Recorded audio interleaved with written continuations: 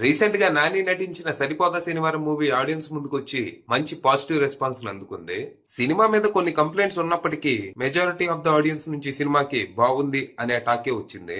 కానీ సినిమా నచ్చనోళ్ళు కూడా ఉంటారుగా, వాళ్ళలో ఒక ప్రముఖ వెబ్సైట్ కూడా ఒకటి ఉంది. వాళ్ళు వాళ్ళ రివ్యూలో సినిమా ఏం బాగలేదు, డైరెక్టర్ ఏదేదో చేద్దామని ప్రయత్నించాడు కానీ చివరికి బిస్కెట్ అయిందని ఏదో రాశారు. Okay, all movies are subjective, ఎవరి ఒపీనియన్ వాళ్ళకు ఉంటది, దాంట్లో ఇబ్బందే లేదు.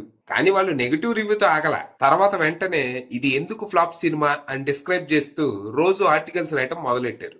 అంతేనా, ఈ సినిమా నాని కెరియర్ లోనే సెకండ్ బిగ్గెస్ట్ ఓపెనర్ గా నిలిస్తే వాళ్ళు మాత్రం అబ్బే ఈ సినిమాకి ఏం కలెక్షన్ రావట్లేదు, ఎక్కడ చూసినా చిల్లరే, ఫ్లాప్ షో అని రాస్తున్నారు. యాక్చువల్ గా ఈ వెబ్సైట్ వాడికి నానితో ఇష్యూ ఉంది. అందుకని పని కట్టుకొని ఎలాగైనా ఈ సినిమాని ఫ్లాప్ చేయాలని రోజు నెగిటివ్ ఆర్టికల్స్ రాస్తున్నాడు. అసలే కల్కి సినిమా తర్వాత సరైన బ్లాక్ బస్టర్ లేక మన ఇండస్ట్రీ సతమతం అవుతున్న టైంలో ఆ లోటుని ఇప్పుడు సరిపోత శనివారం తీర్చబోతుంది అని అందరూ ఫీల్ అవుతుంటే ఈ న్యాయాల మధ్యలో దూరి సినిమాని ఎలాగైనా ఫ్లాప్ చేయాలని నెగిటివ్ ఆర్టికల్స్ రాస్తున్నాడు. ఎందుకురా నీ బతుకు, ఏదైనా పెద్ద కాలువ చూసుకున్నాడు పంది పియదని రాదు చేస్తాను.